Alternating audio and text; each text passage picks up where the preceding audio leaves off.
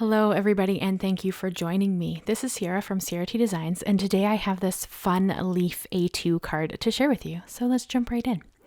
So to create my leaves, I am going to cut down some watercolor cardstock. This is distress watercolor, but any watercolor cardstock would do for this. I want to use sprays to create my leaves, but if you wanted to use inks, you would of course use a smoother cardstock. But if you wanted to do like an ink smooshed background for the leaves, you could of course use watercolor again. So really use whatever paper works for what you want to use. I'm going to use sprays just because they're super vibrant and a lot of fun to play with.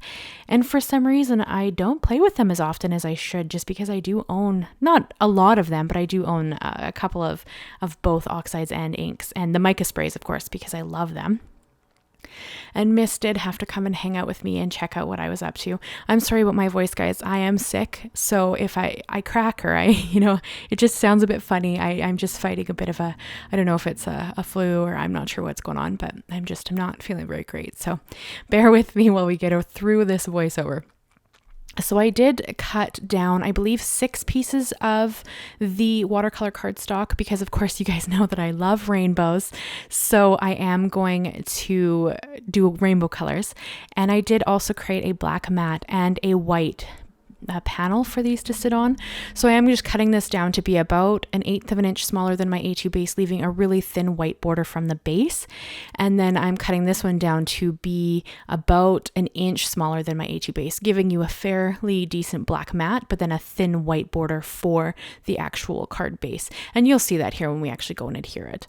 So I did bring in my splat box and my distress sprayer just so I could mist each piece of cardstock before I added any color to it, just to get some movement and some blend. Although I am going to use 1 oxide and 1 mica spray for each piece of cardstock that I'm doing.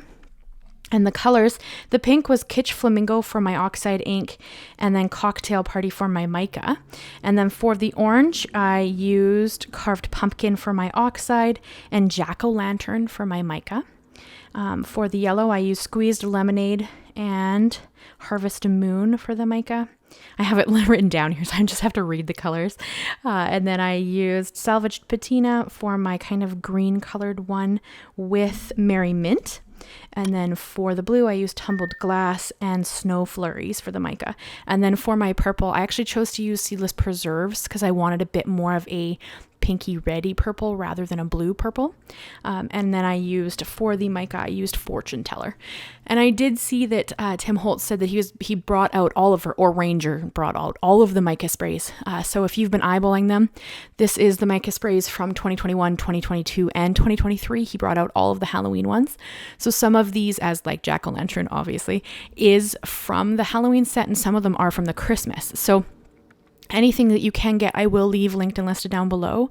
And I believe he's bringing out a new set of Christmas mica sprays, and he will be bringing out the 2021 and 2022 colors at the same time, or Ranger will, obviously. I mean Ranger when I refer to the sprays, but they are Tim Holtz choice colors.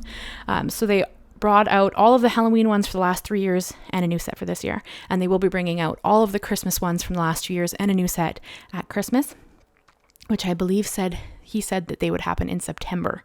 So everything that I can list and link down below, I will, so you can get your hands on it if you've been eyeballing these mica sprays. They are stunning. If you love sprays, they are a really good addition to your collection. Completely up to you and what medium you enjoy playing with, but I love the colors and the subtle shine you get from the mica. So they are definitely something I love, but I will have them linked and listed down below if you're ever interested. Everything always is, and if I miss anything, just ask me a question. Sometimes I struggle to find something that has been out for quite a while, so you might not be able to find it for you, but I always try my best.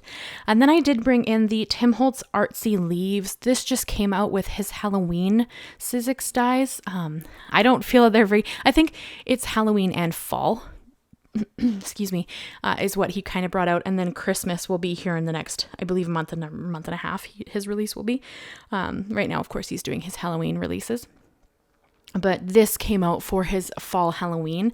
And of course, you guys know, if you've been with my channel for a little while, I love leaves. I love flowers. I love foliage. I just love all things that way. So I did have to pick this one up. And I also picked up the Moons and the Bat dies that he also brought out. Of course, you'll see those here a little closer to Halloween, but I did pick them up because I thought they'd be a really fun addition to my collection.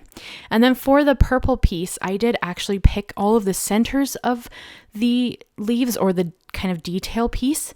I chose to do the purple for that because the 5 leaves fit really nicely on an A2 sized card, but I couldn't bring in a 6th leaf because it didn't fit nicely. So I chose then to do, for my 6 rainbow colors, which is kind of my go-to, I chose to do the centers in a purple, so that would kind of bring that purple in without having to add an extra leaf. And the center of that one didn't quite cut on those ones, so I just ran them back through my switch, just trying to make sure. And with these extra colored pieces, I will actually be keeping those. I set them aside. I have a little drawer for pieces that I've colored that I didn't need all of. So I keep them and I use them like just to add to little pieces to, pen pal letters or whatever I need to do at the time. I keep a hold of those. And then I'm going to run my 3D embossing folder through my switch.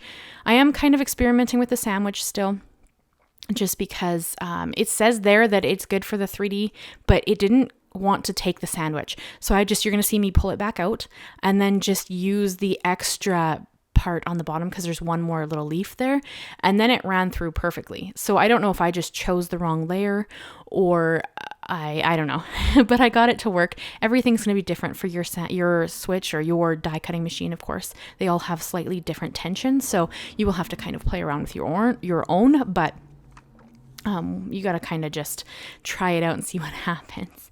And then Tim Holtz actually recently brought out some new Distress Glaze colors, and one of those colors was Seedless Preserves. So of course I had to pick it up because I love purple things and I love Tim Holtz made products. I love the stuff he comes up with. I think it's really fun. So I'm going to just add a little bit of it to each of the kind of stem detail pieces. Now it looks like I'm coating it. I'm not. I'm lightly kind of sprinkling it on a few different areas on the center piece. And you'll see that here when I actually hold them up at the end. You'll be able to see what kind of it added to each little centerpiece or leaf or stem, whatever you want to call this part of the leaves. But I just thought this would be a fun way to kind of just incorporate a little extra shine and use a product that I don't use super often. I don't use the glazes a lot. I wish I used them more. They're a lot of fun. Excuse me, sorry guys. I just struggle to understand how to use them or bring them into my projects. So that is something I'm working on. I'm sure I'll get better at it as I practice with them, but I only have a few colors at the moment because I kind of like to buy a couple and then experiment and see if it works for my style of crafting. And then if I love them, then I purchase more colors. But yeah, so that's just kind of what I like to do. So I did bring in that Seedless Preserves Distress Glaze, and I used it just lightly on each of these little stem pieces. And then I had to go and adhere them to the actual leaves. I chose to use the same center pieces or stem pieces that they have on the packaging. Because if you've bought a Sizzix die or a Tim Holtz die, usually there's like an image of what's in the die set, what you can make with the die set in the packaging or like on the packaging. So I just picked out the center pieces that were kind of matched with the leaves on the front. I mean, I'm sure a lot of these would work perfectly with different leaves. Like you don't have to use those ones. I just thought to make it simple for the first time that I used this die set to just kind of use what they'd already laid out as kind of the centerpieces for each leaf. But I'm sure you could mix and match and do different ones. It's just totally would be your preference. I believe there's 8 leaves in this dies. There's 8 or 10.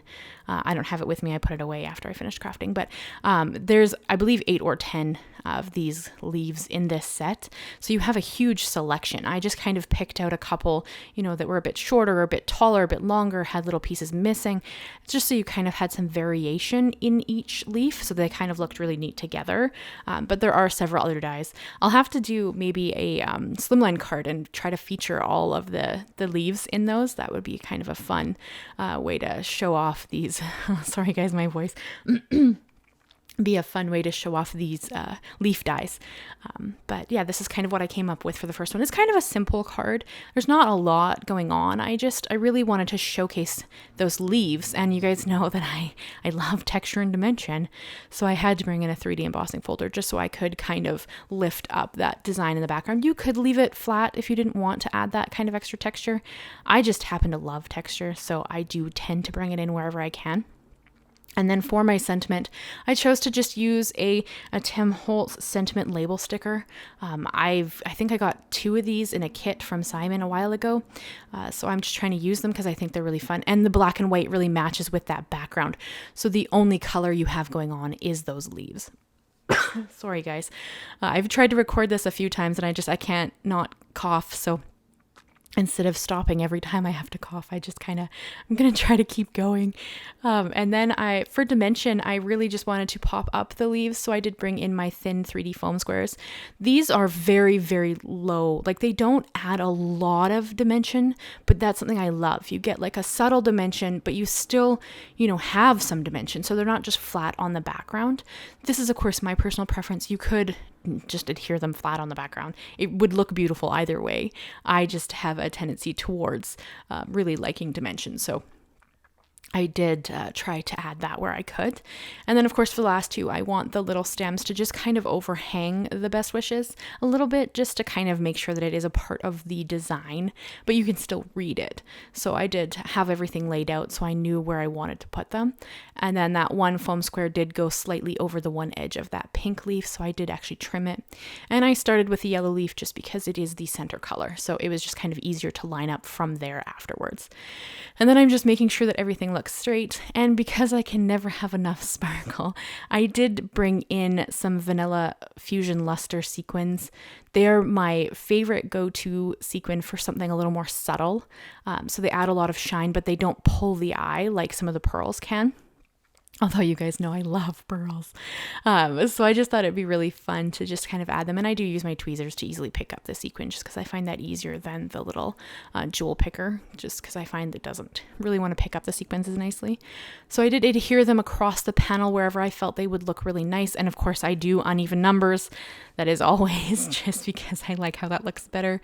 And then here hopefully you're going to be able to check out all the beautiful shimmer and shine. So you can kind of see the little bit of shine on that purple piece that is from the Distress Glaze. And then the mica in the background is just really pretty. I don't know if you pick it up as well on here as I can in person. I hope you can because they're really pretty. But I mean, if you guys have used any of the mica sprays, you know how stunning they are to see. So that is the card I have for you guys today. I hope you've enjoyed it. I hope you'll leave me a like, leave me a comment, and consider subscribing if you haven't already.